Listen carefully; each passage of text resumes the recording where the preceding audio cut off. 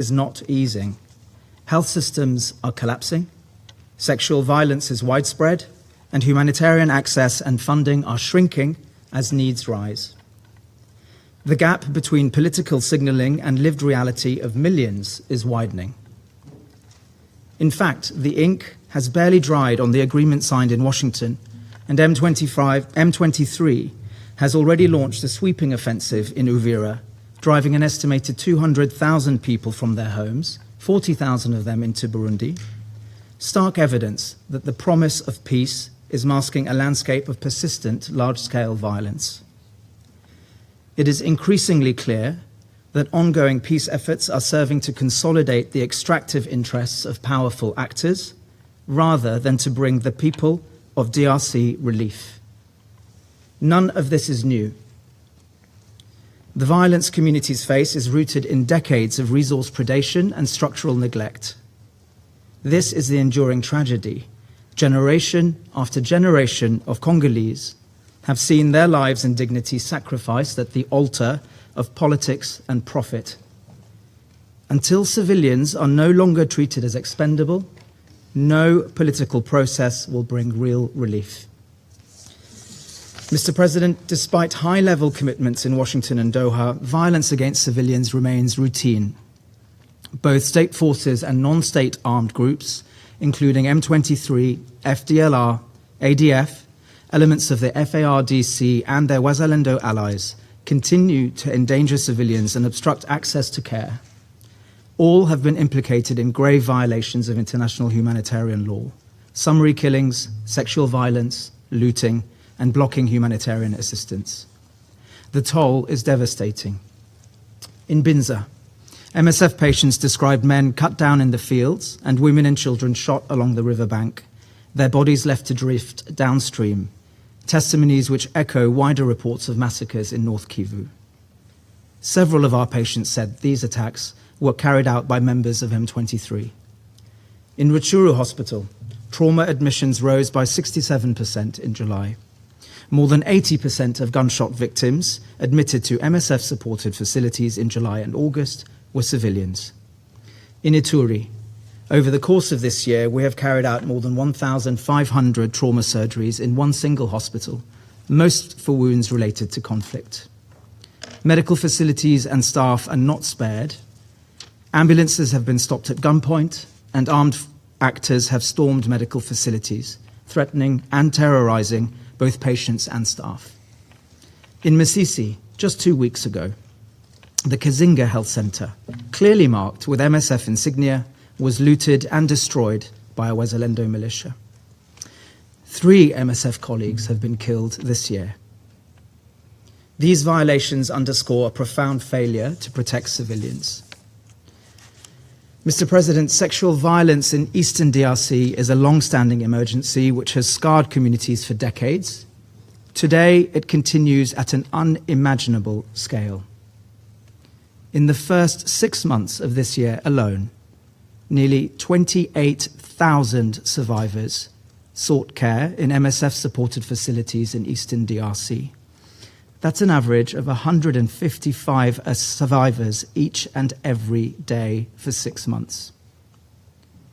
3 out of 4 attacks are committed by armed individuals. Attacks occur in fields, on roads, at water points, and inside homes. Many survivors reach care too late for preventative treatment. Many never reach it at all. At the same time, essential medical supplies are running dangerously low. In North and South Kivu, half of all health zones lack post-exposure prophylaxis, leaving survivors without the critical care that could prevent infection, avert unwanted pregnancy, and reduce long-term harm. The scale and normalization of sexual violence reflect a profound collapse of community protection and a near total absence of accountability. Women and girls tell us that sexual violence is not simply feared, it is expected. Mr. President, the health system is collapsing under the combined weight of violence, chronic neglect, mass displacement, aid cuts, and emerging parallel administrations. In many areas, up to 85% of facilities face critical drug shortages, Nearly 40% of health personnel have left their posts, and more than half of facilities we have evaluated have closed or been damaged. The consequences are lethal.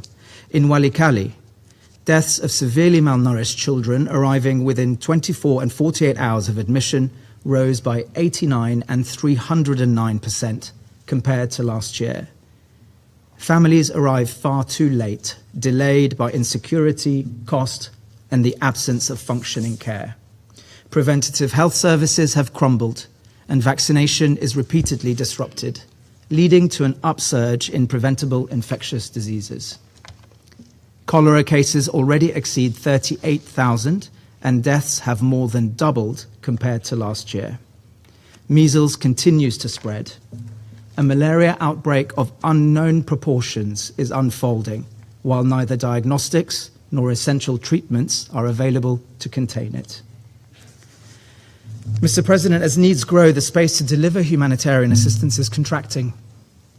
Across Eastern DRC, state and non-state actors alike impose restrictions unrelated to civilian needs. Life-saving assistance is delayed, diverted, or blocked. The closure of the Goma and Bukavu airstrips and the failure of Kinshasa and M23 to reach an agreement to reopen them has reduced entry points for supplies and personnel into Eastern DRC and slowed movements within the Kivus. Reaching Walikale can now take more than a month during the rainy season. Shifting conflict lines have also meant that delivering supplies from Bukavu to Uvira has required crossing 4 international borders at 4 times the previous cost. Humanitarian access is not optional. It's a legal obligation. Airports must be reopened, and passage along key routes must be secured, and medical and humanitarian supplies must move without impediment. On top of the collapse of civilian protection and the erosion of access, major donors are cutting support and eliminating life-saving services in full view of surging needs. Mr. President, commitments made in capitals mean little when they are not matched with concrete measures on the ground. We make 3 calls. First, civilian protection must be placed at the center of all political and diplomatic engagement. Progress cannot be measured by the number of agreements signed, but by whether people are safer in their homes, on the roads they travel, and in the places they seek care. Second, humanitarian access must be upheld, not as a gesture of goodwill or a confidence-building measure, but as a moral obligation underpinned by international humanitarian law. Third, the humanitarian response must be resourced at the level this crisis demands. Without flexible, timely funding, preventable deaths will continue to mount. In conclusion, Mr. President, from where we stand, beside patients, not behind podiums, these debates do not lack awareness, they lack consequence. This Council is regularly briefed on the situation in DRC. Members are able to describe violations civilians face with precision, even as those violations continue unchecked. For people living through this conflict, the question is not whether this Council understands their reality, it is why that understanding so rarely translates into meaningful protection. This disconnect is damning, and that failure is profound.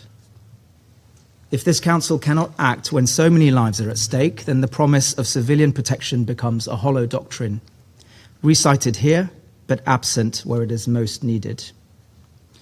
What is required today is neither new rhetoric nor new diplomatic architecture.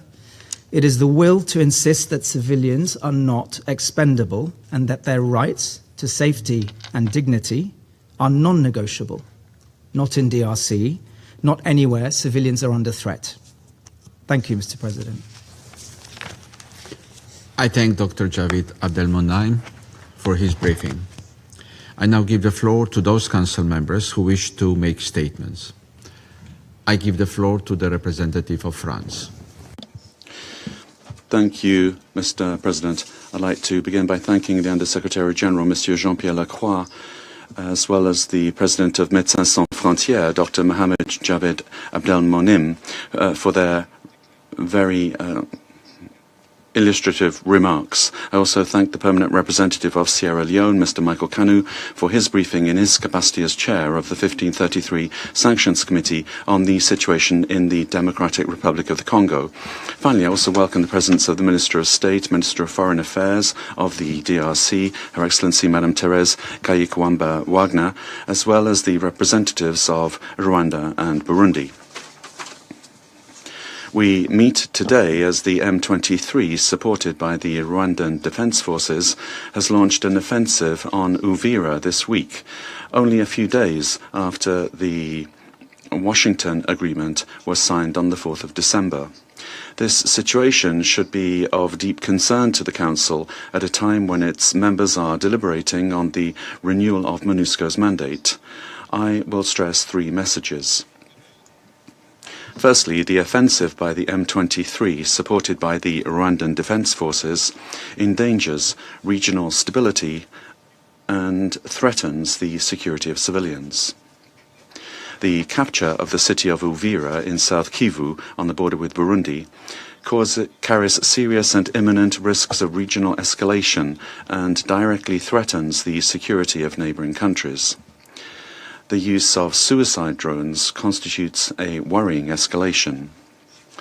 These clashes have forcibly displaced tens of thousands of civilians, further worsening the situation in a region already facing the second most severe humanitarian crisis in the world. The international community mobilized to assist affected populations during the Paris conference on the 30th of October.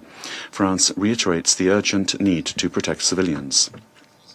France calls on the M23 to put an end to its offensive and on the Rwandan Defense Forces to withdraw from Congolese territory in accordance with Resolution 2773, adopted unanimously by this Council. The M23 must honour its commitments under the Declaration of Principles and the Doha Framework Agreement. Secondly, in this context, France reaffirms its confidence in the mediators. The African Union, in particular, through the presidencies of Angola and Togo, the United States and Qatar, have undertaken immense efforts to achieve a lasting settlement of the conflict, which has devastated the peoples of the Great Lakes region for several decades. This is not the time to weaken the support expected from all members of this Council. We must collectively reaffirm the need for all parties to respect international humanitarian law and their obligations regarding the protection of civilians. Resolution 2773 must be fully implemented and respected by all actors, beginning with its call for an unconditional, effective and verifiable ceasefire. Respect for the sovereignty and territorial integrity of the DRC is non-negotiable. Provocative actions or hate speech that endanger civilians must cease. The Washington agreements must be respected. The Doha Framework Agreement must be implemented. And we call for a continuation of the efforts of the African Union. Recent events risk undermining progress toward a lasting political resolution of the crisis. My third message: we must not allow this situation to jeopardize MONUSCO's mandate or the negotiations underway. As the Undersecretary General pointed out, MONUSCO continues to play an essential role when it comes to protecting civilians. And with regard to a lasting solution to the conflict. France, as penholder, has presented a proposal intended to position MONUSCO in a role supporting all peace efforts. This includes the question of ceasefire monitoring, for which MONUSCO has clear advantages thanks to its presence on the ground, its expertise, its capabilities, and its impartiality. The restrictions imposed by the M23 on its freedom of movement and access to essential supplies are unacceptable and must end. We therefore call on the members of the Council to continue negotiations in good faith, bearing in mind the responsibility they hold in light of the current situation and knowing that this delegation will be following the situation very closely. Mr. President, the people of Eastern DRC, the countries of the region and troop contributing countries expect the Council to rise to the occasion and meet its responsibilities given the urgency of the moment for peace in DRC and the region. I thank you. I thank the representative of France for the statement, and I give the floor to the representative of Sierra Leone. Thank you again, Mr. President.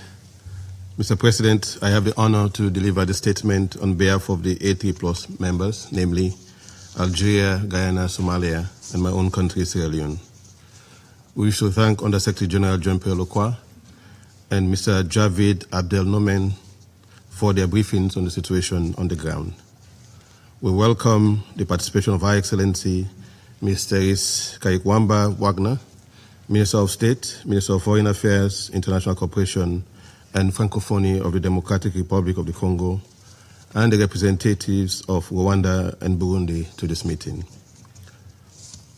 Over the past 3 decades, MONUSCO and its predecessor mission, MONUC, have been present in the DRC, supporting efforts for peace, stabilization, and the protection of civilians in a context marked by recurring armed conflict, complex humanitarian challenges, and a major political transition.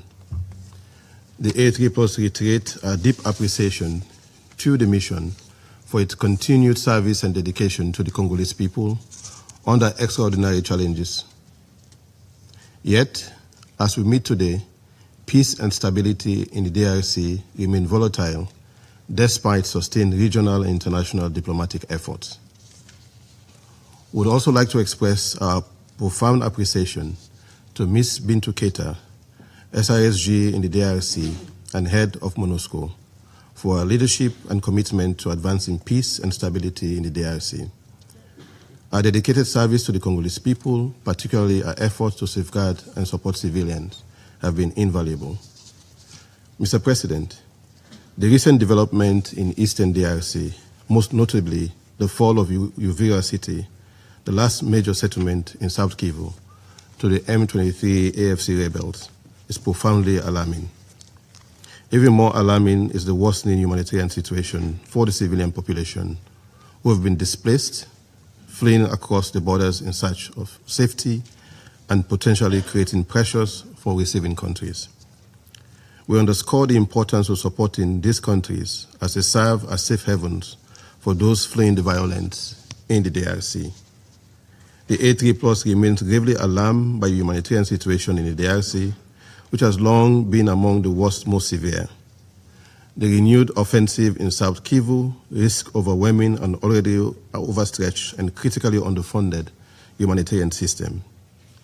With over 5.7 million people internally displaced and an estimated 24.8 million facing food insecurity amid acute security and access constraints. Humanitarian personnel cannot sustain operations under continued hostilities in South Kivu. Reports from international humanitarian organizations on the ground are also alarming. According to the International Federation of Red Cross and Red Crescent Societies, nearly 200,000 people have been displaced, with women and children bearing the greatest burden of this renewed violence. It is thus absolutely necessary for this Council to act decisively to halt the escalation of the conflict in Eastern DRC. In view of this, we must remind all parties to the conflict of their obligations under international human rights law and international humanitarian law to protect civilians during conflict. Mr. President, the A3+ further reiterates that the solution to this conflict remains fundamentally political. We are therefore encouraged by last week's signing of the Washington Accords for Peace and Prosperity by Presidents Felix Tshisekedi and Paul Kagame, witnessed by African leaders, including President João Lourenço of Angola and chairperson of the African Union, President Faure Gnassingbé, President of the Council of Ministers of Togo, and the African Union appointed mediator of the crisis between the DRC and Rwanda, and His Excellency Mohamed Ali Yusuf, chairperson of the African Union Commission. As underscored by the AU chairperson, and I quote, "The Washington Accords represent an important moment to put an end to a conflict that has lasted for more than 3 decades, a conflict between brothers and neighboring countries who, for various reasons, have been fighting one another over the years with heavy consequences both for the population and the economies of their respective countries." End of quote. The A3+ fully echoes this sentiment and reaffirms its strong support for the leadership and mediation effort of African stakeholders. We therefore urge all parties to honor their recent commitment undertaken in Doha and Washington, D.C., and to work in good faith towards lasting peace, stability, and prosperity throughout the Great Lakes region.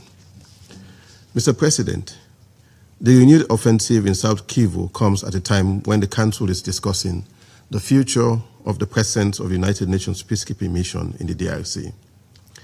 In light of the current realities on the ground, discussion on MONUSCO's future must be approached with the utmost care and with the interests of the people of the Great Lakes region at the center. The safety of their lives and livelihoods and enabling their prosperity must guide our decision on the renewal and the orientation of the new MONUSCO mandate. After decades of conflict, and I quote, "business as usual," end of quote, approach is no longer tenable. A genuine paradigm shift is needed, one that reimagines the United Nations presence in ways that reinforce African-led proposals and that of the Doha and Washington processes. Harmonizing these proposals will require sincere engagement and understanding of African perspective, moving beyond symbolic acknowledgement towards meaningful inclusion of African solutions. Mr. President, to conclude, the A3+ is of the view that in renewing the mandate of MONUSCO, the mission must be provided with the necessary operational flexibility to support implementation of the mandate, not only in terms of protecting civilians, but where appropriate, deployment and targeted return to critical areas currently lacking a permanent presence of governmental authority. Additionally, the mandate should strengthen MONUSCO's role in supporting transitional justice and accountability for war crimes and crimes against humanity. The A3+ stands firmly in solidarity with the Congolese people and all affected communities in the region. With the resilience and unity of the Congolese people, supported by regional mechanisms and international effort, we believe that a sustained solution to this conflict is within reach. The A3+ will continue to offer its unwavering support towards the realization of these aspirations. And I thank you. I thank the representative of Sierra Leone for the statement. I now give the floor to the representative of the United States. Thank you, Mr. President, and thank you to our briefers today. Colleagues, President Trump was pleased to have convened DRC President Tshisekedi and Rwandan President Kagame in Washington on December 4th for the signing of the Washington Accords and the Regional Economic Integrated Framework. It was a true and sincere demonstration and effort towards peace. However, peace processes require parties to uphold their commitments to that very process. And the United States is profoundly concerned and incredibly disappointed with the renewed outbreak of violence in the eastern DRC. Today, I want to share with you some additional information on the scope and the sophistication of Rwanda's involvement in eastern DRC. Since its reemergence in 2021, Rwanda has had strategic control of its proxy armed group, M23, as well as M23's political wing, the Congo River Alliance, or AFC, and has deployed M23 and the AFC to achieve Rwanda's geopolitical goals in eastern DRC. Kigali has been intimately involved in planning and executing the war in eastern DRC, providing military and political direction to M23 forces and AFC for years now. The Rwandan Defense Forces have provided materiel, logistics, and training support to M23, as well as fighting alongside M23 in DRC with roughly 5,000 to 7,000 troops as of early December. This is not counting the possible increases from Rwanda in this most recent advancement. In more recent months, Rwanda has deployed multiple surface-to-air missiles and other heavy and sophisticated weaponry into North and South Kivu to aid M23 in its conflict against DRC. Rwanda and M23 began their offensive just this last weekend to take Uvira, with Rwandan forces co-located with M23 along the front lines. Additionally, we have credible reports of increased use of suicide drones, increased use of artillery by both M23 and Rwanda, including strikes into Burundi. So rather than a march towards peace, as we saw under President Trump's leadership in recent weeks, Rwanda is leading the region towards increased instability and war. And in light of the commitments made in the Washington Accords, we are deeply concerned that the Rwandan military's continued presence in Congolese territory in support of M23, and we will use the tools at our disposal to hold to account spoilers to peace. We call on Rwanda to uphold its commitments and to further recognize the government of the Democratic Republic of Congo's right to defend its territory and its sovereign right to invite Burundian forces onto its territory. We are engaging with all sides to urge restraint and to avoid further escalation, including refraining from hostile anti-Tutsi rhetoric. As this council negotiates the MONUSCO mandate, the United States will seek to ensure the mission has the capabilities to provide support to both the Doha and Washington agreements, keeping in mind that the parties themselves bear full responsibility for their successful implementation, and we look for the members of this council's support as we negotiate this mandate's renewal. MONUSCO's ability to provide critical enabling support to these processes, however, hinges entirely on its ability to move freely, to sustain itself, to implement its mandate without interference. And the fact that UN peacekeeping forces are under siege by forces backed by a member state that itself is a troop contributor to peacekeeping missions, frankly, is a sad hypocrisy. Unfortunately, M23's months-long blockade on MONUSCO has undermined its ability to operate effectively in and out of Goma, as many representatives have stated here today. And for its part, Rwanda continues to deploy surface-to-air missiles and additionally conduct spoofing and jamming operations, which have effectively grounded MONUSCO air operations. So how can MONUSCO succeed under these conditions? We demand the immediate end of such obstruction, which violates M23 and Rwanda's obligations under both the Doha and Washington agreements, respectively. We remain steadfast in our support of MONUSCO and its role in the realization of these historic agreements, which we believe hold great potential to end the decades of suffering in eastern DRC. I thank you, Mr. President. I thank the representative of the United States for the statement, and I give the floor to the representative of the Russian Federation. We're grateful to Undersecretary General Jean-Pierre Lacroix for his briefing.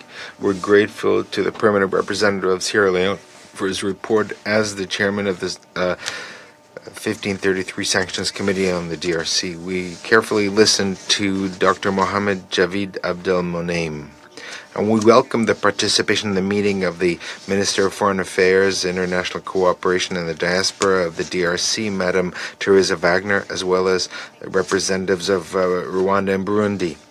Today's meeting, unfortunately, is taking place against a background of a serious escalation in South Kivu as a result of an offensive by the M23 group. We have often repeated that we are particularly concerned about developments in this province.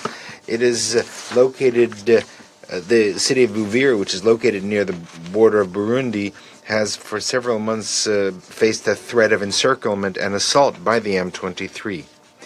This situation, just a few days after the summit in Washington, once again demonstrates that international diplomatic efforts do not produce tangible results and do not, in essence, have an impact on the situation on the ground.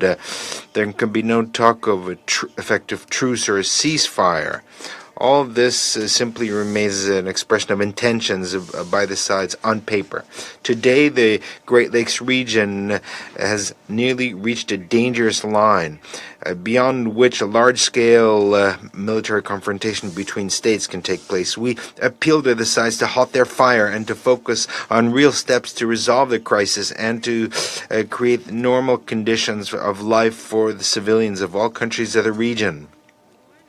Rwanda, as well as the DRC, must begin to implement Security Council Resolution 2773 and stop cooperating with the M23 and the Democratic Forces for the Liberation of Rwanda, FDLR. As long as these basic precepts are willfully ignored, the situation will only continue to deteriorate. I would like to underscore that we support all international efforts aimed at ending the armed conflict in the east of the DRC and the achievement of a long-awaited peace for the Congolese and their neighbors. There can be no doubt about that. However, the agreements signed in Washington and in Doha must be assessed based on how they're being implemented, and the current situation in South Kivu is indicative of the real attitude of the participants of the negotiating process to the agreements they signed on to. We note the efforts of the UN peacekeeping mission on the stabilization of the DRC. Many peacekeepers have sacrificed their lives in stabilizing the situation in the DRC. We also note the role of the head of MONUSCO, Bintou Keita. However, in current conditions, MONUSCO continues to remain a hostage to the escalation between the states of the region. MONUSCO has been in this situation for almost a year, since the January escalation of the armed conflict as a result of the actions by the M23. Over 40% of the personnel of the mission are in fact confined to UN facilities on the territory that is under the control of that group in North Kivu. Russia has often stressed that this kind of situation is unacceptable and cannot continue.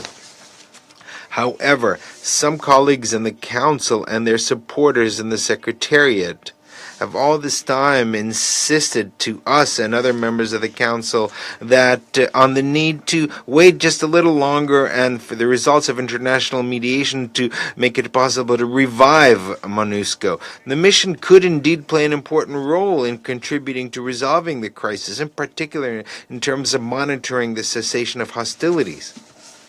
However, bearing in mind the developments in South Kivu, it's quite obvious that conditions have not been met for this at this time. If you will, hurrying up to propose unconventional solutions should have been done earlier. Today, what we need is an extremely cautious approach. Any serious changes in the mandate of MONUSCO must take into account the real situation on the ground and be based on clear and detailed recommendations to the Secretariat.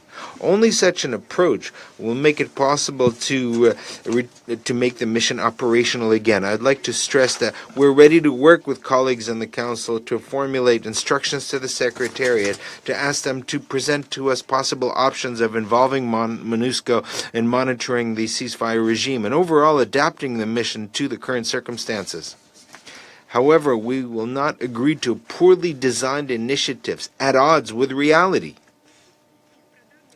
Forcing them through on political grounds will ultimately only worsen the already complex situation of MONUSCO and will lead to yet another blow to the reputation of UN peacekeeping.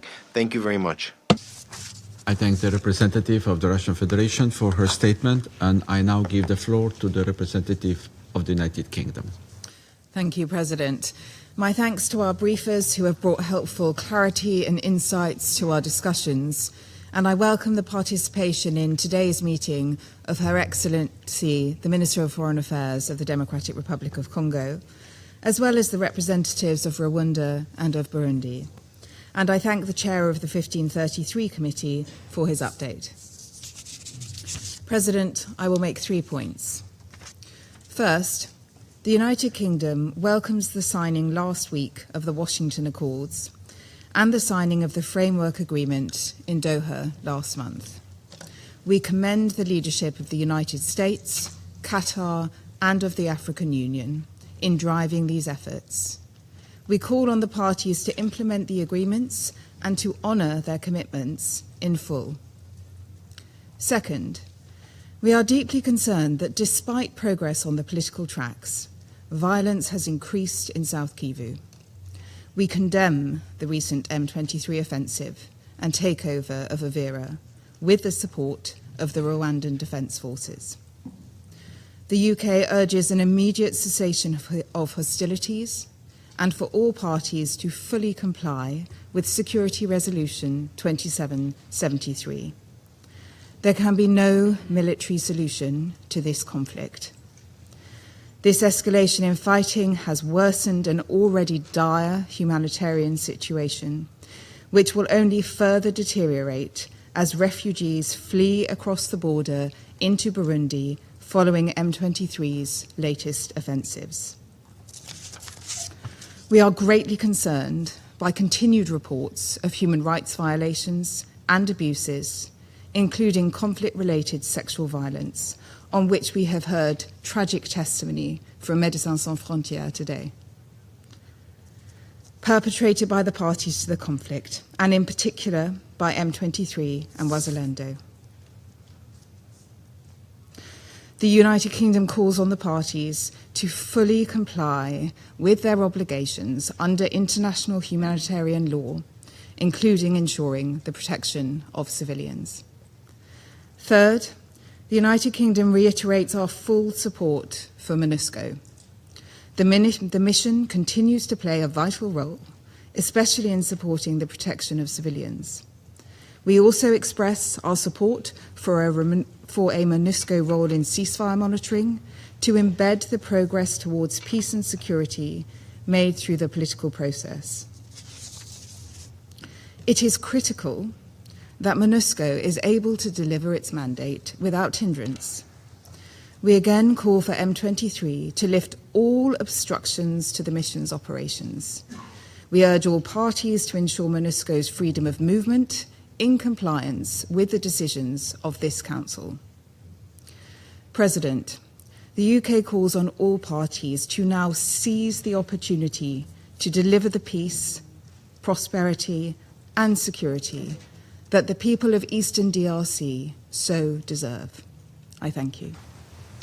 I thank the representative of the United Kingdom for her statement, and I give the floor to the representative of Panama. Muchas gracias. Thank you very much, Mr. President. Allow me to begin by expressing our appreciation to Monsieur Jean-Pierre Lacroix, as well as to Dr. Mohamed Javed Abdelmonem, International President of Médecins Sans Frontières, for their valuable briefings. Your work on the ground saving lives in the midst of so much violence is so important, and we express our condolences for your staff members that have lost their lives in their service.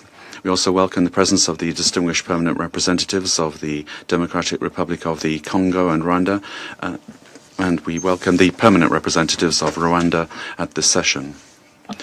Panama highlights the recent diplomatic progress, including the peace agreement between the DRC and Rwanda, which was reached in June 2025, facilitated by the United States, as well as the framework agreed in Doha between the government of the DRC and the M23, signed on the 15th of November 2025. However, the reality on the ground reminds us that the signing of agreements does not equate with peace. What we heard from USG Lacroix and from Médecins Sans Frontières makes it clear that while we're talking here, hundreds of thousands of lives are hanging by a thread. The current situation that MONUSCO is facing in Goma is a source of serious concern, particularly due to the restrictions affecting its operational capacity.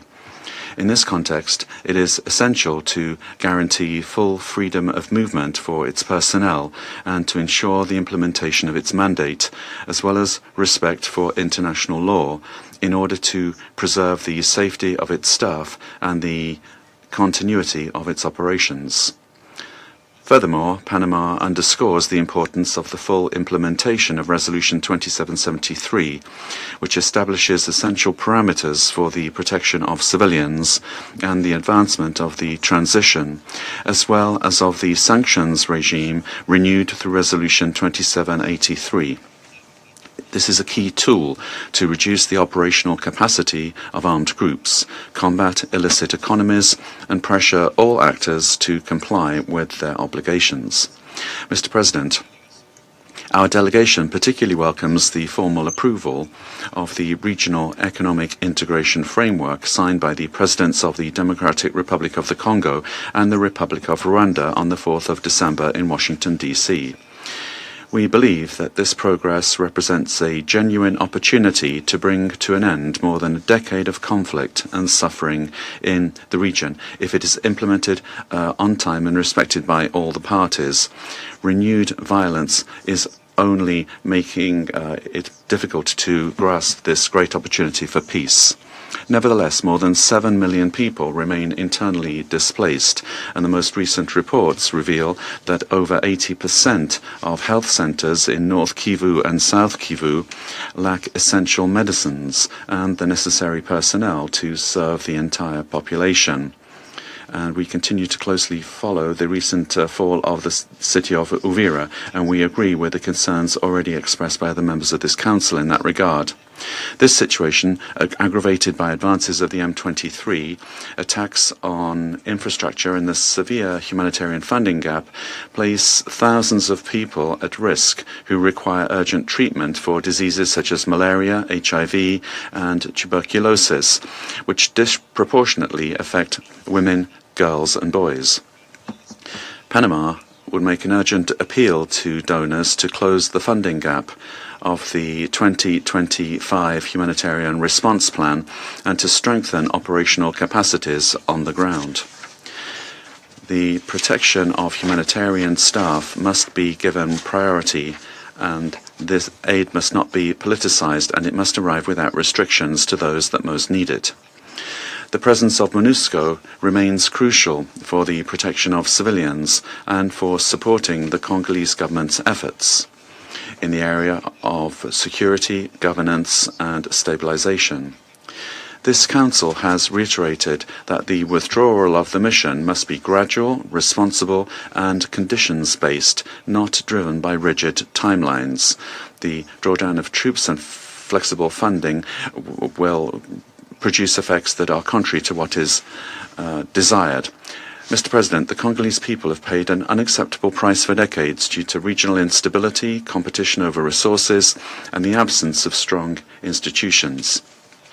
Panama is convinced that there is no military solution to this crisis.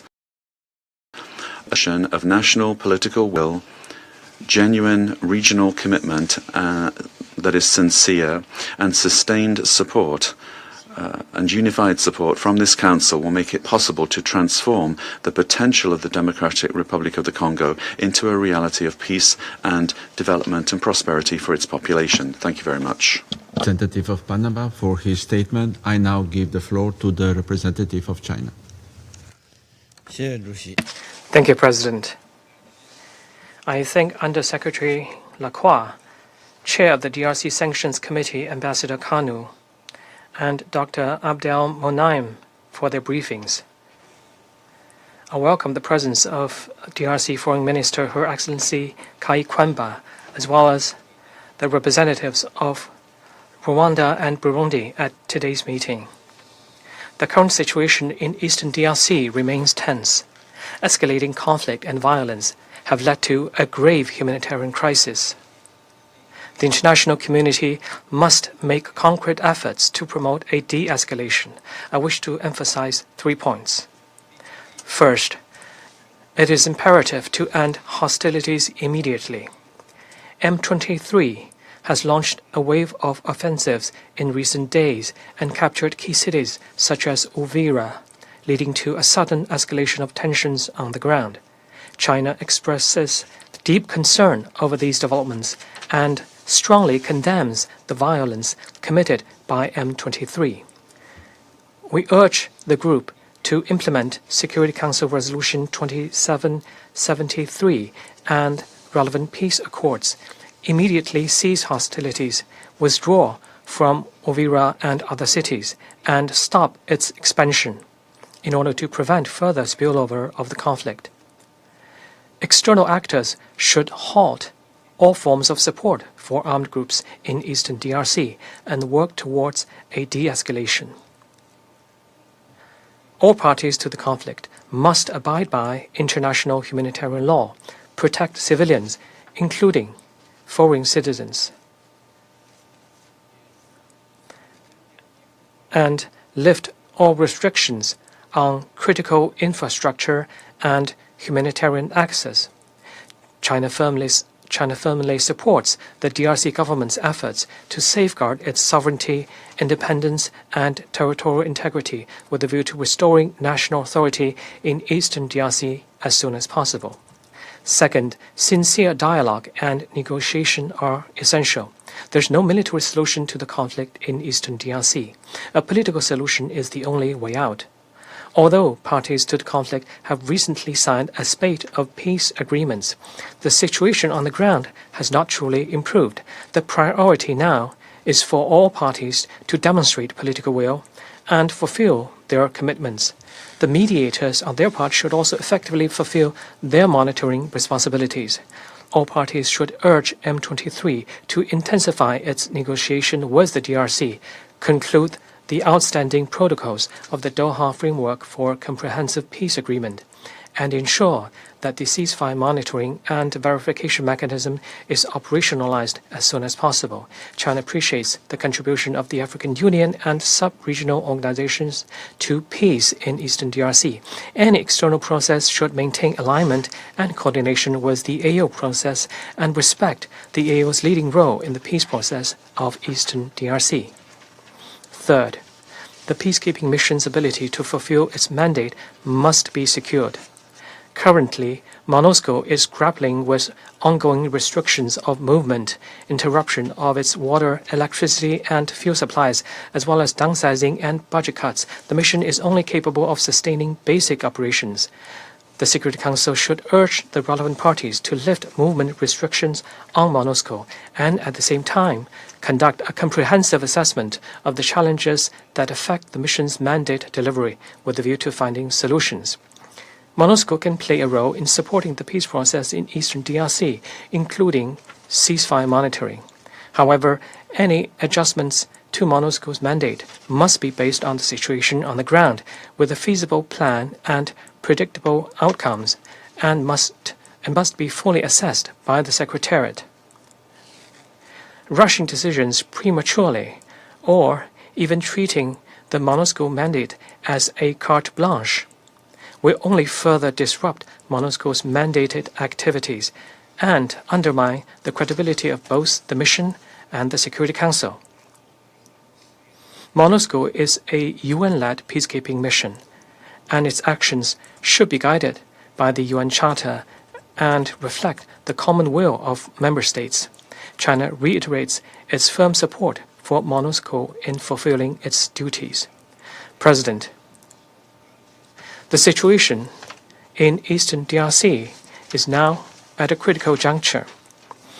The international community should set aside geopolitical calculations, build consensus for peace, join forces with all parties, and genuinely commit to regional peace, development, and prosperity. As a good friend of countries in the region, China remains committed to working with all parties to make unremitting efforts for the settlement of the conflict as well as development and stability in eastern DRC. Thank you, President.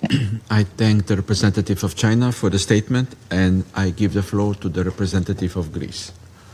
Thank you, Mr. President. I would like to start by thanking our briefers, to welcome Her Excellency the Minister for Foreign Affairs of the Democratic Republic of the Congo, as well as the representatives of Rwanda and Burundi to this meeting, and to thank the chair of 1533 Committee for his update. Mr. President, almost a year since the dramatic escalation of the conflict in eastern DRC, we meet at a moment of both fragile progress and persistent acute risks. Important steps have been taken, yet many decisive actions still lie ahead. I would like to stress the following points. First, we repeat that Resolution 2773 must be implemented immediately, fully, and unconditionally. We remain particularly alarmed by the deteriorating security situation in South Kivu, driven by the continuing advance of the AFC M23 with the alleged support of the Rwandan Defense Forces, and the risk of a spillover of the conflict that could trigger a regional crisis. AFC M23 must immediately cease hostilities and withdraw from Goma, Bukavu, and all other controlled areas. As the Council stressed in its recent press statement, all illegitimate parallel administrations must be dismantled, restoring state authority throughout the Democratic Republic of the Congo. In this context, we reiterate Greece's steadfast support for the independence, sovereignty, unity, and territorial integrity of the DRC. Second, we welcome all efforts towards a ceasefire and a sustainable peace, stability, and reconciliation in eastern DRC, and commend the United States and Qatar for their critical mediation efforts. We congratulate President Tshisekedi and President Kagame for the signing of the Washington Peace Accords for Peace and Prosperity on December 4th, as well as the issuing of the joint declaration on the accords by the Democratic Republic of the Congo and Rwanda. We urge them to now accelerate the implementation of their commitments as provided by the accords. These gains must not be undermined by a new escalation in South Kivu by the M23. We also welcome the signing of the Doha Framework for Peace between the government of the Democratic Republic of the Congo and the AFC M23 on November 15th, and we urge them to materialize their commitment to a permanent ceasefire. Third, we are deeply concerned about the grave humanitarian and security consequences of the conflict both in North and South Kivu and in Ituri, as we have heard by our briefers today. All parties must respect international humanitarian law and ensure unrestricted humanitarian access and facilitate humanitarian flights as well. We are particularly concerned about the grave human rights violations and abuses committed against women and children, notably large-scale recruitment and use of children, abductions, killings and maimings, and shocking levels of sexual violence. All perpetrators of violations of international humanitarian law and of violations and abuses of human rights must be held accountable and be brought to justice. Finally, MONUSCO's freedom of movement must be unobstructed and its ability to operate must remain unrestricted. Resolution 2773 reiterates the Council's full support for MONUSCO, whose works remains critical in the DRC in protecting civilians, responding to urgent humanitarian needs, and supporting the implementation of the peace process. We emphasize once more our strong commitment to the safety and security of MONUSCO's personnel. Madam President, as the Council considers the upcoming renewal MONUSCO's mandate, Greece stands ready to work closely with all members to ensure that the mission can continue fulfilling its critical role at this pivotal juncture for the Democratic Republic of the Congo. I thank you. I thank the representative of Greece for the statement, and I give the floor to the representative of the Republic of Korea. Thank you, Mr. President. I thank USG Local Ambassador Kanu and Dr. Abdelmonem for their briefings, and also welcome Her Excellency Ms. Therese Kaira Amba Wagner, DRC's Foreign Minister, and the representative of Rwanda and Burundi to this meeting. To begin, we strongly condemn the M23's recent advance in Uvira in South Kivu, a serious development which risks further escalating the conflict across the region. The unanimously adopted Resolution 2773 demands that M23 immediately cease all hostilities, withdraw from all controlled areas, and the Rwanda Defense Force and its support of M23.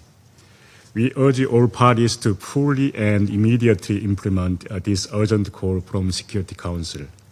I'd like to highlight following 3 points. First, the conflict cannot be resolved by the force under any circumstances. In this regard, we welcome the ongoing efforts toward a political solution, including the Washington Accords for Peace and Prosperity, signed on 4 December between the Democratic Republic of the Congo and Rwanda, and welcome the United States mediation efforts. We urge all parties to faithfully implement their commitments.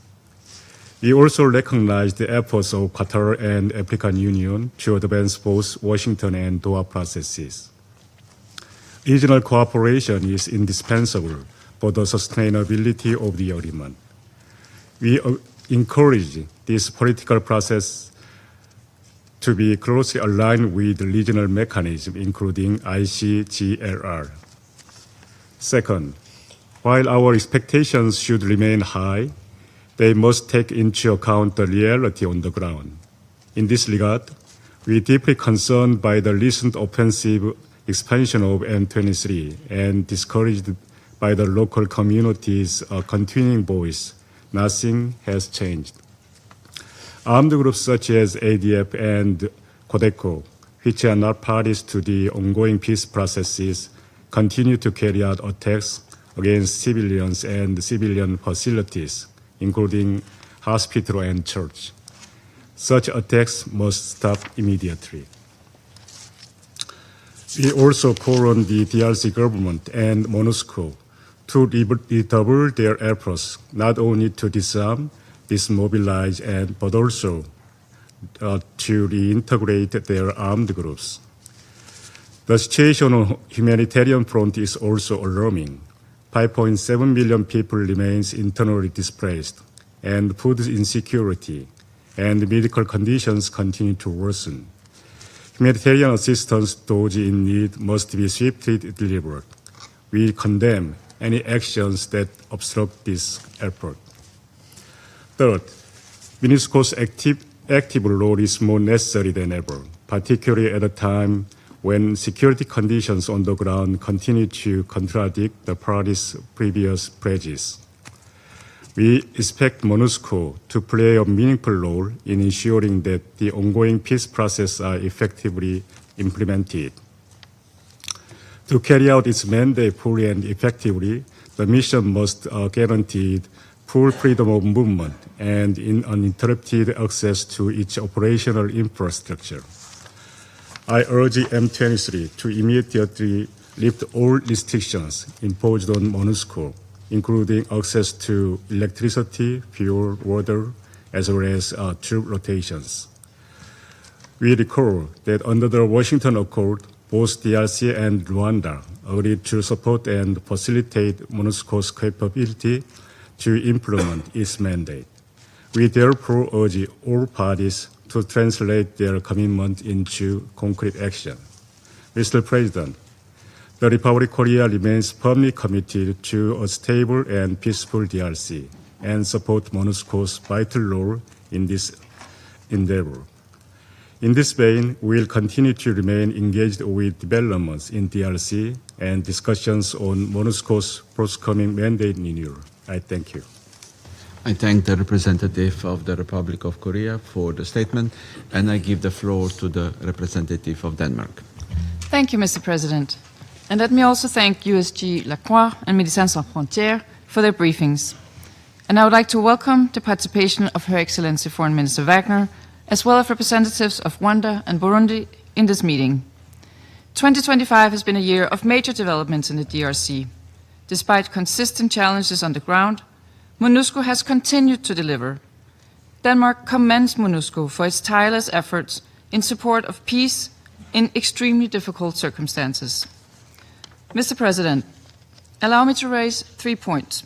First, we commend the collective mediation efforts by the United States and Qatar, as well as the key role played by the President of Togo as the African Union appointed lead mediator and a panel of facilitators.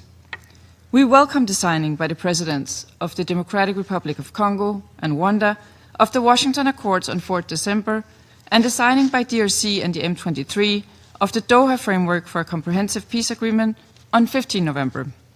However, we are deeply concerned that the commitments made by these parties are not being upheld.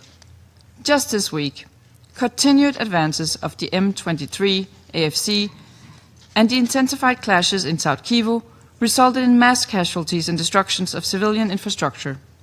We call on all parties to refrain from further escalation and remind all parties of their obligations under international humanitarian law.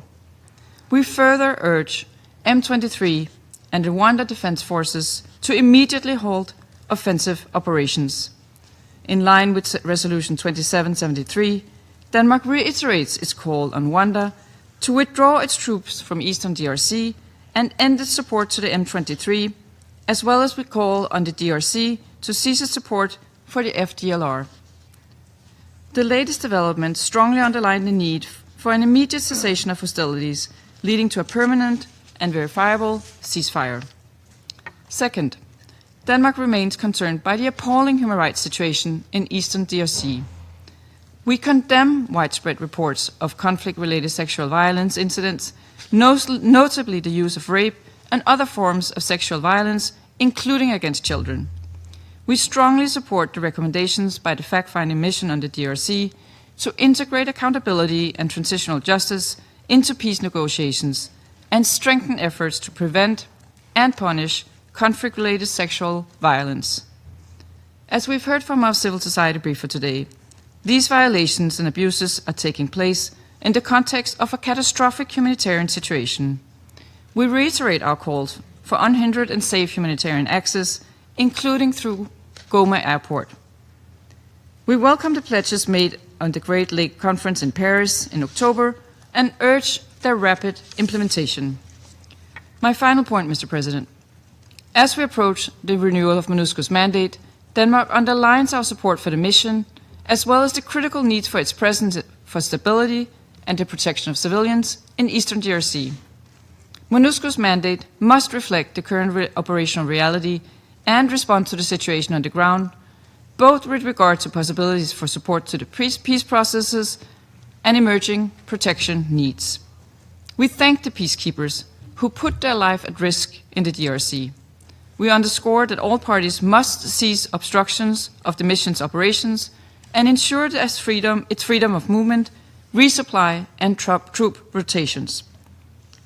Let me conclude by expressing our deep appreciation of Special Representative Bintou Keita for her dedication and leadership during her time as head of MONUSCO. We look forward to the timely appointment of her successor at this critical time for the mission. I thank you. I thank the representative of Denmark for her statement, and I give the floor to the representative of Pakistan. Thank you, Mr. President. We join colleagues in welcoming the presence of the Honorable Foreign Minister of the DRC to this meeting, as well as the representatives of Burundi and Rwanda. Pakistan thanks the briefers for the clear articulation of the situation in the Democratic Republic of the Congo, deeply complex and challenging as it is, yet with an opportunity now to improve the things on ground. We appreciate the outgoing SRSG Bintu Keita for a job well done under extremely challenging circumstances. President, we commend all MONUSCO personnel for their professionalism and courage under extraordinarily difficult conditions. We pay a solemn tribute to the peacekeepers who lost their lives, including those killed in the aftermath of the M23 takeover of Goma.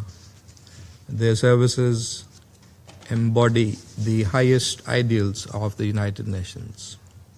The perpetrators of those attacks and their supporters must be held accountable. The situation in the Eastern DRC remains extremely volatile. The security environment has deteriorated sharply.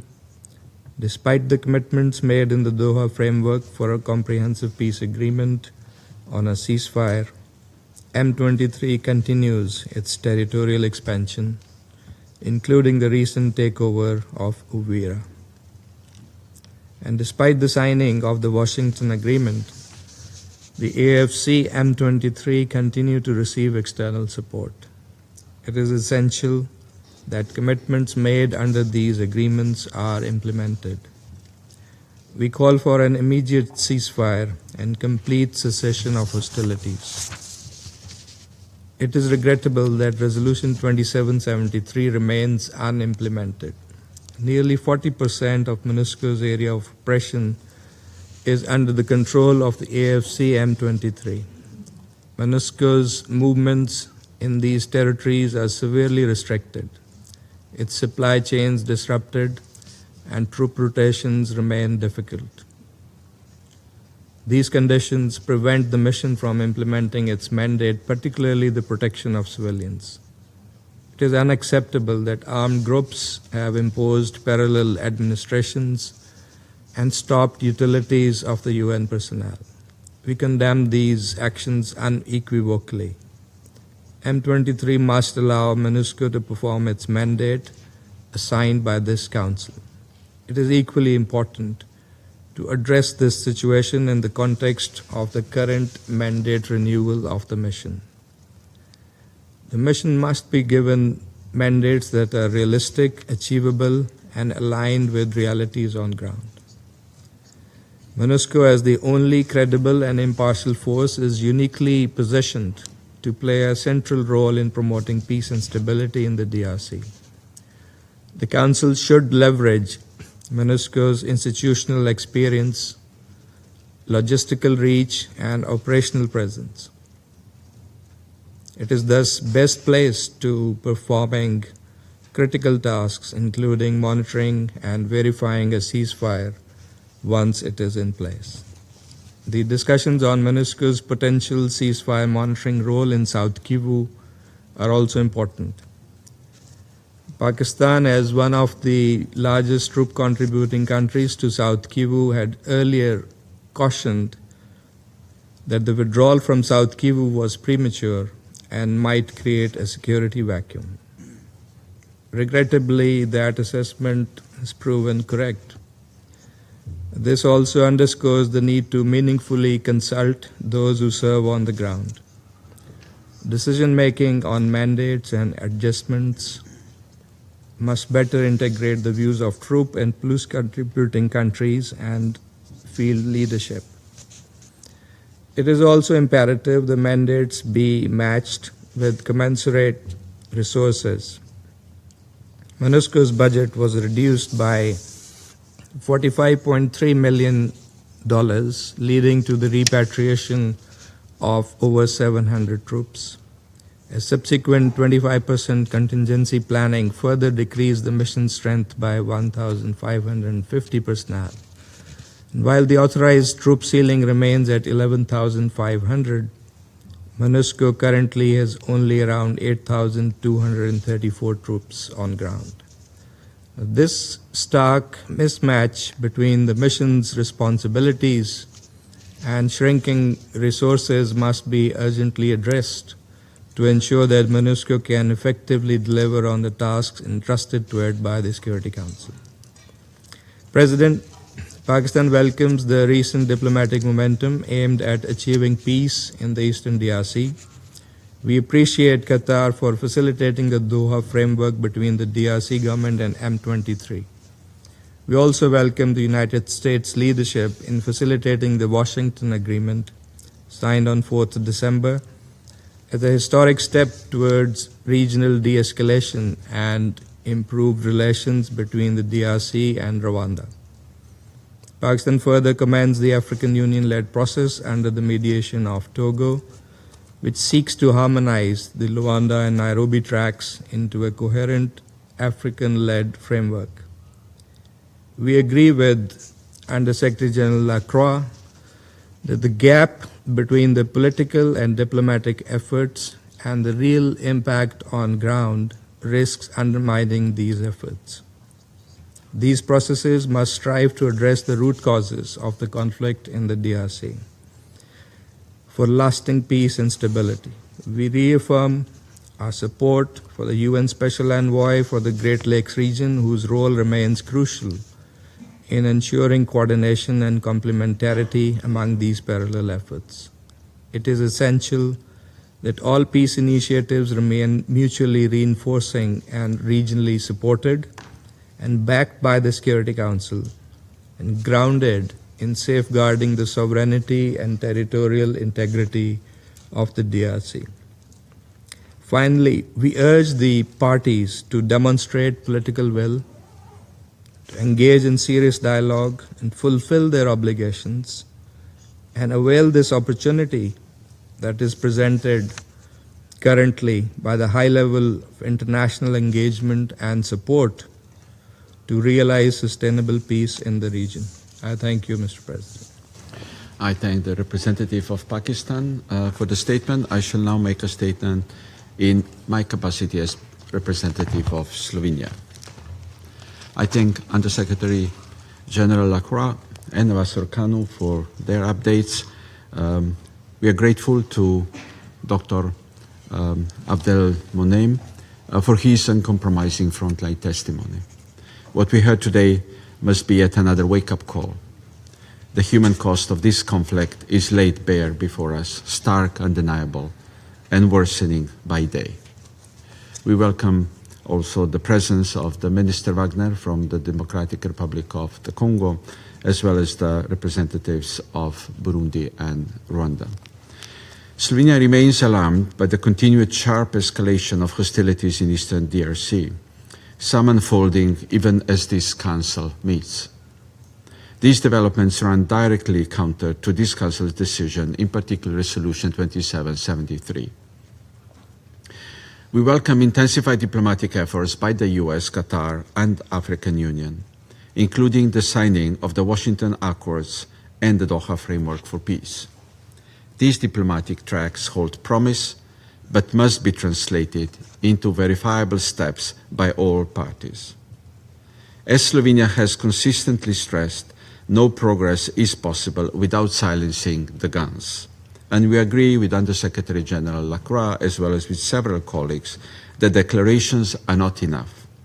Compliance must be demonstrated. Diplomacy must not be used as a shield behind which military gains continue. We call on all parties, Rwanda, the DRC, and the AFC M23, to fully and immediately uphold their commitments. The realities on the ground tell a different story. The latest advances of M23 in South Kivu marks a dangerous widening of the conflict. Slovenia condemns these offensives. We call for an immediate and unconditional ceasefire in line with 2773, and we call on M23 and Rwanda Defense Forces to halt all offensive operations and withdraw. Civilians must not bear the burden of promises that are not honored. We condemn every attack on civilians, medical facilities, humanitarian personnel, and critical infrastructure, not only by M23, but also violence of ADF, Codeco, Zaire, CRP, FDLR, and other armed groups. MSF has just briefed on attacks on health centers, mass displacement, and the immense difficulty conducting life-saving operations. Dr. Abdelmonem, we follow MFS's life-saving work closely, including the unbearable realities of your teams confront daily. The reporting of sexual violence and the sentence that they are not feared but expected, as you just said, is truly shocking, is devastating. Slovenia condemns this brutality in the strongest possible terms. We call on all parties to implement concrete, verifiable measures to reduce harm to civilians, including ceasing all attacks and guaranteeing safe movements for humanitarian actors, including reopening of Goma and Kavumu airports. Slovenia expresses its full support for MONUSCO, and we thank Ms. Bintu Keita for all her efforts and leadership as SRHG and her field-focused diplomacy. As we approach MONUSCO's mandate renewal, the Council must carefully reflect on the current context and trajectories ahead. MONUSCO must remain appropriately equipped and positioned to navigate rapidly changing conditions, particularly in protection of civilians, support to peace processes, disarmament and demobilization, and human rights monitoring. Colleagues, the people of the DRC need and deserve more than perpetual crisis management. We are of the view that with restraint, responsibility, respect for international law, regional cooperation grounded in respect for sovereignty and territorial integrity of all states, non-support to armed groups, and accountability, a path toward de-escalation, lasting peace remains possible. Thank you. I resume my function as President of the Council. I now give the floor to Her Excellency Ms. Therese Kaikwamba Wagner, Minister of Foreign Affairs, International Cooperation, Francophonie, and Congolese Diaspora of the Democratic Republic of the Congo. Mr. President, ladies and gentlemen, Excellencies, members of the Council, I am grateful for giving me the floor to examine the report of the Secretary General as well as to consider the renewal of the mandate of MONUSCO. I hail the quality of the report and I pay tribute to the DPPO, to humanitarian actors and all UN personnel who day after day work to protect civilians in conditions of extreme seriousness. We'd like to recall that the very rationale of this organization is to defend human dignity even when in adverse circumstances. I also hail here the presence here and the important contribution of Undersecretary General Mr. Jean Lacroix of Sierra Leone in its capacity as chair of the 1533 committee, and the president of Médecins Sans Frontières and the representative of Burundi. Mr. President, on the 4th of December of this year in Washington, Presidents Felix Tshisekedi and Paul Kagame signed an agreement facilitated by the United States under the leadership of President Donald Trump. This agreement, supported by regional guarantors and international ones, brought and continues to bring the hope of a historic turning point. And yet, less than 24 hours after that signature, the facts have refuted the commitments undertaken. There were bombings, explosive drones, coordinated offensives around Uvira and in the Ruzizi plain. It's unacceptable that a solemn agreement should thus be trampled on the very day after it was signed on to.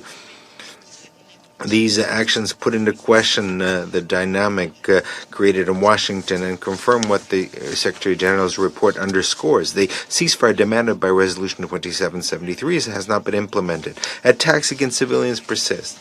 Humanitarian access is hindered, and the situation continues to worsen in spite of diplomatic efforts. Your Excellencies, the Democratic Republic of the Congo voluntarily chose the path of diplomacy. This choice is neither a concession or a sign of weakness. It reflects our control of this, our sense of responsibility and our faith in multilateral mechanisms, which are, if fully embraced, could still restore peace. We have made this choice because we believe in the commitment of the United States, the main facilitator of the Washington process. We believe in the steadfastness of the state of Qatar, guarantor of the Doha process, and in the value of the Luanda process as a framework. Its principles continue to guide the actions of the African Union, currently led by the Togolese Republic. The DRC has acted in good faith. It continues to act in good faith. Diplomacy for us is not some default setting. It is the very expression of our sense of responsibility as a state and our respect of international law. Mr. President, Your Excellencies, since the 4th of December in the evening, positions around Gatoguta, Rivungi, Kaziba, Burambo, Luvungi, and along the Kamanyola-Uvira axis have been targeted by shelling coming from the positions of the RDF M23. Kamikaze drones have hit civilian areas. Over 500,000 people have once again been displaced. South Kivu, already in a precarious situation, has reached a breaking point. These facts have been documented by humanitarian mechanisms and confirmed by OCHA. They also create a major risk of regionalization. Shells have already hit Burundi. Uvira is only 30 kilometers from Bujumbura. No neighboring country can be exposed to such attacks without risking escalation. Regional stability cannot rest on the normalization of violations that are as serious as this. Mr. President, less than a week after the signature of the Washington agreements, certain actors have chosen to stray from the commitments freely undertaken. Reversing the narrative and using systematic disinformation to attribute to the Democratic Republic of the Congo the responsibility for attacks committed by the coalition RDF M23 is a well-documented strategy now by international mechanisms. We cannot accept for manipulation to become an instrument of regional policy. Facts are stubborn things. The resolution of the Security Council are even more stubborn. The truth is not negotiable. International law cannot be perverted to legitimize aggression. Observed violations contravene Resolution 2773, contravene the agreement of the 27th of June, the agreement signed in Washington on the 4th of December to the Doha Agreement, and the very conditions of the implementation of the Regional Economic Integration Framework that was also signed in Washington. Today, it is the very credibility of the entire process and of their guarantors that is at stake. Members of the Council, we have reached a moment of truth. Either the international order accepts being openly defied, namely by Rwanda, or this Council assumes its responsibility. Impunity has gone on for far too long. The Congolese people cannot continue to bear the cost of commitments that are violated and resolutions that are not implemented. The facts are clear. The ceasefire demanded by Resolution 2773 has not been respected. Foreign forces, namely the RDF, remain on Congolese soil. Civilians continue to be targeted. Humanitarian access is obstructed, and disinformation is being used deliberately to invert responsibilities and shield the perpetrators. The credibility of all processes, Washington, Doha, and the African facilitation depends on one principle: accountability. Without consequences, agreements have no force. Without consequences, the cycle of violence will continue. Resolution 2773 is not lacking in clarity. What is lacking is its enforcement. A resolution that is not enforced does not deter violence, it invites it. When violations carry no cost, impunity becomes policy. The responsibility now before this Council is not to restate its decisions, but to enforce them. Mr. President, 9 months after the unanimous adoption of Resolution 2773, the conclusion is inexorable. Yet another city has fallen. A parallel administration has been consolidated. Thousands of additional families have taken flight. Others have been killed, raped, terrorized. And even MONUSCO, Blue Helmets, civilian personnel, leadership, have been targeted. Over the course of these 9 months, this Council has taken no concrete measure to uphold its own resolution and to defend its own mission. Appeals, warnings, but no action. This lack of action has allowed Rwanda to continue and expand its operations in an environment where violations bring about no consequences. The time has come for this Council to confront an essential question. To what extent, in 3 decades of crisis, the absence of coercive measures has contributed to the persistence of these violations? Mr. President, Resolution 2773 remains the lodestar of the UN's involvement. It must be implemented in its entirety without any ambiguity or exceptions. The Democratic Republic of the Congo calls for a robust, coherent mandate adapted to the realities on the ground, one that protects the very authority of this Council. A renewed mandate must guarantee the protection of civilians, reaffirm the withdrawal of foreign forces, support humanitarian operations, explicitly include the protection of Blue Helmets, of civilian personnel, and the leadership of MONUSCO, condemn any attacks against them, and prevent any circumvention of the decisions by the Council, because indeed, obstruction of the UN mandate by Rwanda M23 can never justify its weakening. This Council cannot cede in the face of this challenge to its authority. Mr. President, the DRC is an African country, but the DRC is also a fully fledged member of the international community. We respect African solutions to African problems. However, this cannot become a kind of legal relativism, making it possible to circumvent universal norms. There is no regional version of human rights or of sovereignty. Any lasting solution must be based on the universal principles of the United Nations Charter. Mr. President, Your Excellencies, ladies and gentlemen, members of the Council, the Congolese people have chosen peace. The people has demanded, negotiated, and signed onto it. It must not pay the price of the bad faith of those who shrug off their commitments. Peace cannot rest on promises not kept. The Congolese people are entitled to security, to justice, and respect for international law. This Council must act so that these rights do not remain theoretical, but at last become a reality. This is why the Democratic Republic of the Congo calls this Council to fully implement Resolution 2773, to impose targeted sanctions against the military and political leaders responsible for the aggression, impose a complete embargo on minerals that are exported and is labeled as Rwandan, revoke the status of troop-contributing country from Rwanda, and establish a systematic notification regime for any transfer of weapons towards Rwanda. The Washington and Doha guarantors, the African facilitators, must also assume their responsibilities. These agreements will only survive on condition of collective steadfastness.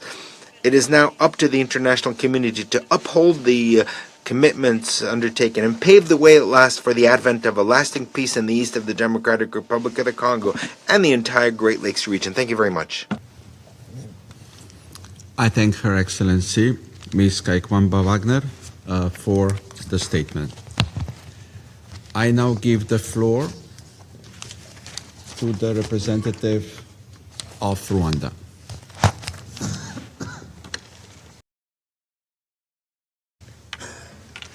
Mr. President, I thank you for giving me the floor, and allow me to begin by commending you for your effective leadership of the Council this month. I also extend Rwanda's appreciation to the Council members concluding their terms. Your service and contributions to the Council's work have been invaluable. I thank USG Rakurwa, Dr. Mohamed Javid, for their briefing and taking note of the Secretary General's report. I also acknowledge the statements made by those who spoke before me. As the Council considers MONUSCO's next mandate, Rwanda expects a mission that is clearly anchored in and reinforcing of the Washington Peace Agreement and the Doha Framework, both of which the Secretary General's report rightly identifies as the central avenues for a sustainable peace. The mandate must therefore prioritize strict impartiality and political neutrality, support to ceasefire implementation and political dialogue, robust human rights due diligence policy compliance, timely suspension and reporting mechanisms where required, refraining from offensive operations against parties formally engaged in political processes, and a realistic resource-conscious focus on stability, accountability, and political solutions. These priorities reflect the realities outlined in the Secretary General's report. MONUSCO's effectiveness will depend on aligning its operations with the political tracks that offer the only viable path forward. The Washington Peace Agreement and the Doha process are complementary, mutually reinforcing frameworks. When the mission supports them consistently and impartially, it can help to create the necessary space for implementation. Rwanda reiterates its full commitment to implement its part of the agreement. We equally believe that the success of the agreement will depend on the political will of both parties.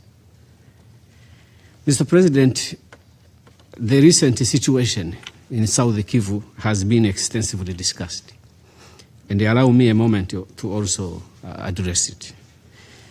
And I will address some of the issues that may logically attract the question, why am I addressing them? But there is a background to that. In 1994, in this chamber, Ambassador Kovac of Czech Republic, Ambassador Keateng of New Zealand, Ambassador Gambari of Nigeria spoke that Rwandans were being exterminated, that an ethnic group in Rwanda was being exterminated. They had never been to Rwanda, but they discharged their responsibility, confronted denial and silence that was taking place in this chamber to call the genocide for what it was as it was happening in Rwanda. So I am here today and I survive today because those courageous diplomats discharged their duty. I wanted to do it. The situation in South Kivu and the general situation obtaining after the Washington Agreement is a collection of many situations. The ceasefire that was repeatedly broken by the DRC government, that not only broke the ceasefire, but announced they would never stop attacks. Air attacks are offensives too. Even as the diplomatic tracks move forward, the situation on the ground in South Kivu continues to deteriorate in ways this Council cannot morally or legally ignore. Over the past year, and in reality since 2017, the Banyamulenge, a Tutsi Kinyarwanda-speaking community of the DRC, have endured a well-documented, systematic, and escalating persecution. I just wanted to address this area alone, among many things that put together cause the situation we are in. Allow me to highlight just a few incidents which are part of this sustained and systematic campaign of persecution of the Banyamulenge Kinyarwanda-speaking Tutsi ethnic group. Since 2017, more than 85% of Banyamulenge villages in South Kivu were destroyed. An estimated 700,000 cattle, which is their economic lifeline, were raided and killed. On August 25th of 2025, Wazalendo militias and FARDC issued a 10-day ultimatum demanding that all Banyamulenge leave Uvira or be killed. The ultimatum further prohibited them from accessing markets, water points, and other essential means of survival. On the 4th of September 2025, the decision was made to deny the Banyamulenge civilians access to public water points on the grounds that they were enemies. From the 5th to 8th of September 2025, Banyamulenge civilians were abducted and shot, while the mobs chanted for the end of the Banyamulenge. These are early warnings, indicators of atrocity crimes, discrimination, dehumanization, forced displacement, and the denial of basic services. Tens of thousands of Burundian soldiers were deployed into South Kivu on the invitation of the government of the DRC. This is in addition to the presence of FDLR, mercenaries, Wazalendo, and other militias. These troops established coordinated military blockades which exacerbated the situation above. Their operations alongside FARDC, FDLR, and the affiliated militias imposed a siege on the Banyamulenge population. And I wanted to highlight here that there are other ethnic groups in that area. There are Babembe, Bafurero. There is another ethnic group that I don't remember. But these conditions I'm describing were imposed only on Banyamulenge Tutsi ethnic group. Banyamulenge, yes. The operations alongside FARDC and the FDLR and the affiliated militias imposed a siege on the Banyamulenge population, resulting in nearly a year of the communities in the Minembwe Highlands being deprived of food, medicine, and humanitarian access. This situation was exacerbated by the coordinated military blockades. On the 16th to 18th of October 2025, the only road to the Mitamba market was closed, cutting off food supplies to civilians. On the 6th of September 2025, a group of 80 to 100, between 80 and 100 Banyamulenge civilians, mostly women, returning with food for their starving families, were ambushed by a FARDC Burundian Mai Mai coalition, and reports indicate killings, torture, and sexual violence. Equally well known, but disregarded, is the scale of air attacks carried out by DRC government forces and their allies, which continue to affect civilians already under siege. Among many others are the following. On the 29th of August 2025, and multiple dates, repeated drone strikes hit the outskirts of Banyamulenge IDP camps around Mikenya. On the 27th of September 2025, a Burundian CH-4 drone bombed Nzibira in South Kivu. On the 15th of November 2025, Kinshasa operated drones bombed Mikenya, a village hosting Banyamulenge internally displaced persons. Between March and December this year, there has been 50 air attacks in this area.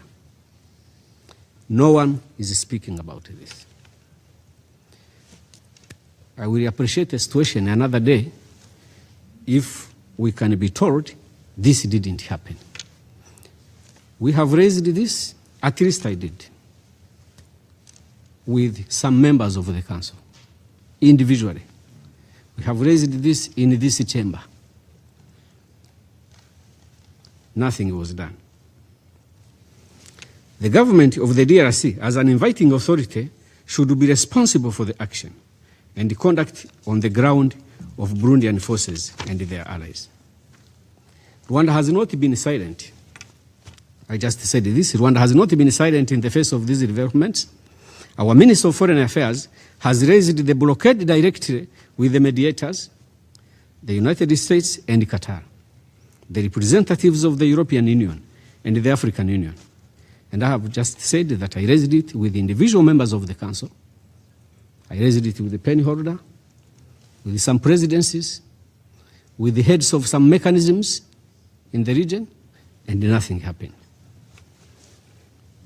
taking into account the factual situation and the wider context of hate ideology in DRC and the inherent legal and moral obligation, allow me to ask the question. Has the Security Council not been aware of this situation? Or did it not? Did this situation not merit your attention? The situation in South Kivu, as we address it, we must consider what was the situation before the recent escalation. As a former investigator myself, there is what we call recreating the scene. From where we sit, we can only tell you the facts. But the Security Council can, among the wide possibilities you have, to recreate this scene. Choose to recreate it. But that is how it will look. All the principles that we have spoken about, sovereignty, territorial integrity, Rwanda is part of that multilateral belief that must be respected. But the existence of FDLR threatens all of that. Yes, facts are stubborn. Resolutions are more stubborn. And in the resolutions, one stubborn fact is that DRC government has, for the past 30 years, supported the FDLR. FDLR does not just threaten the territorial integrity of Rwanda, it threatens the very existence of Rwanda and its people. One of my uncles paid money in 94, so he could be killed by the bullet. Because there was that situation, you either choose to be shot or you die by a machete. One of my uncles paid money to be killed by a bullet. So everyone can make a decision not to care about the situation of Rwanda and the threat we face. All these people that I'm talking on behalf of, because nobody else does, in the situation they face. But do we also ask them to be participants in their own situation, to be part of the plan for their own extermination? Can we go that far? So to conclude, honorable members, distinguished members of the Council, we thank the mediators. We thank them very much. And we thank most profoundly the efforts that are going on by the mediators, particularly the United States, to address the most recent situation. And we are a willing participant to finding a viable solution forward, because we believe if we all commit to implementing in good faith the commitments we made in Washington, and if we support fully the process in Doha, then we possibly have a possibility to have a peaceful solution to the conflict that we have lived with for many, many years.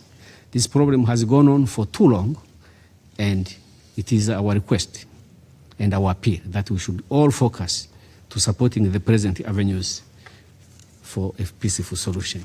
I will not go into what we said in the past. We have been here many times. Why do we have defensive measures and how are they going to be lifted? All those issues are addressed in the agreements, and we shall continue to work with mediators and to make sure that we meet our part of the challenge. Thank you very much. I thank the representative of Rwanda for the statement. I now give the floor to the representative of Burundi.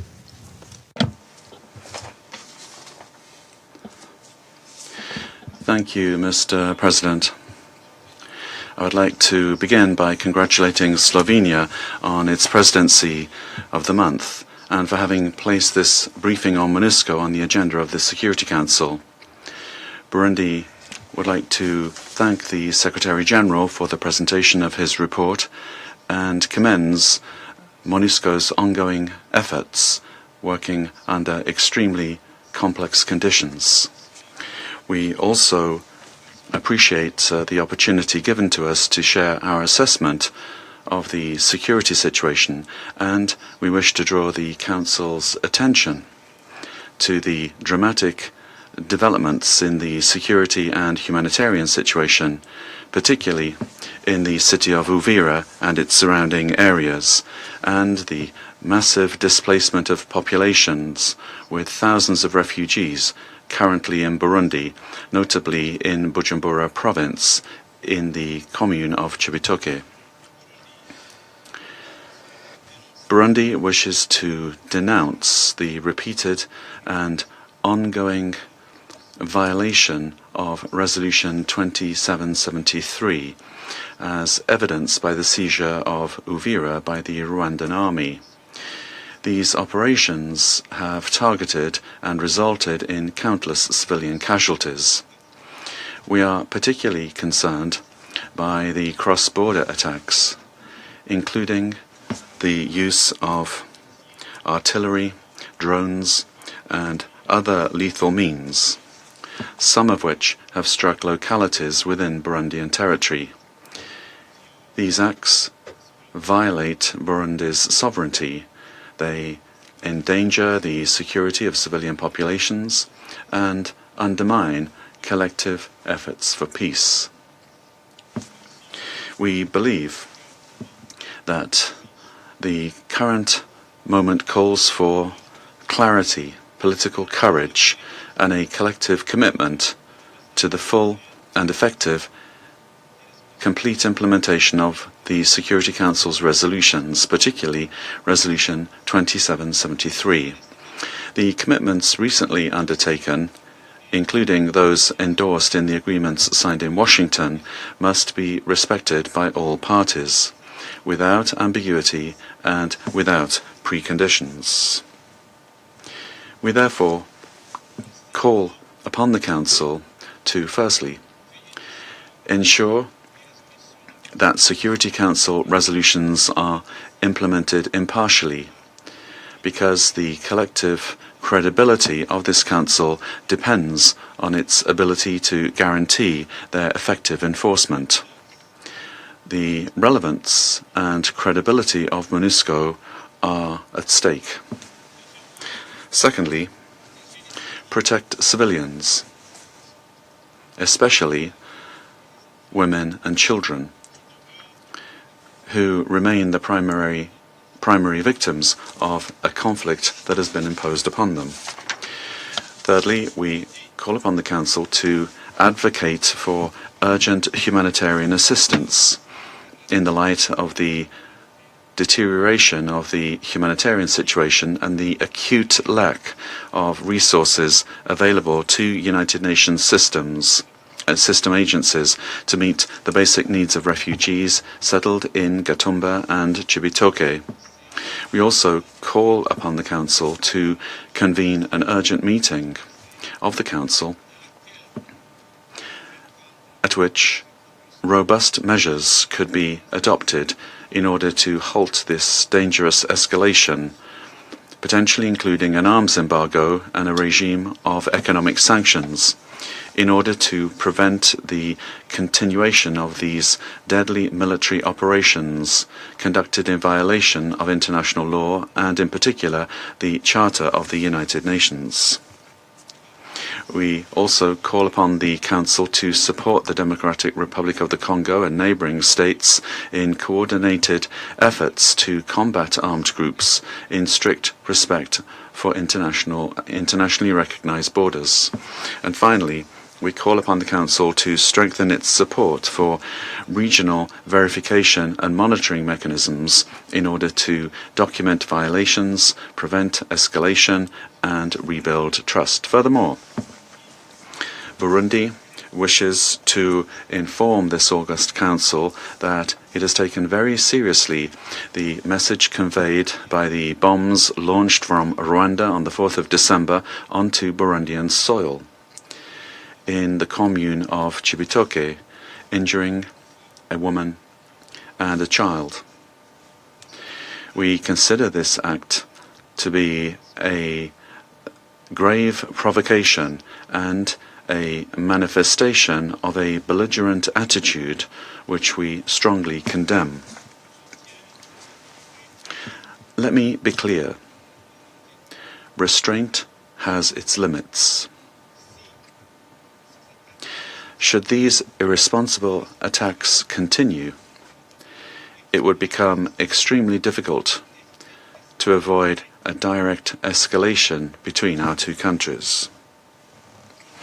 Burundi cannot tolerate repeated violations of its territorial integrity and reserves the right to exercise self-defense in accordance with the provisions of Article 51 of the United Nations Charter. Burundi remains a reliable partner for regional peace and security. While it has upheld the protection of civilian populations with dignity in all missions in which it has been deployed, Burundi cannot remain idle in the face of provocations and violations of its territorial integrity. We can't remain idle in the face of attacks against its population, and we cannot remain idle in the face of threats to the stability of our borders. Our message today is therefore a call for restraint, for firmness against proven violations, and for concerted action that will finally allow Eastern DRC, and in particular areas such as Uvira, to envision finally a future of lasting peace. Thank you. I thank the representative of Burundi for the statement. The representative of Rwanda has asked for the floor to make a further statement. Before giving him the floor, I just want to say that I don't want to prolong the exchanges, which will not help implement the agreements or the resolution 2773, and neither protect the civilians who are suffering. The Council members have heard your messages very clear, and that's why I would ask you to take the floor only once. I give you the floor. Thank you, Mr. President, and I don't have any intention of unnecessarily prolonging the discussion. Just wanted to clarify that Rwanda is not waging war against the Republic of Burundi and has no intention of doing that. To the contrary, there has been an attack from the territory of Burundi to the area of Bugarama in Rwanda, and in some parts of the DRC, resulting into refugees coming to Rwanda. I believe the UNHCR is already involved in that process. So I wanted to make that clarification. I thank the representative of Rwanda for the statement. There are no more names inscribed on the list of speakers. I now invite Council members to informal consultations to continue our discussion on the subject. The meeting is adjourned.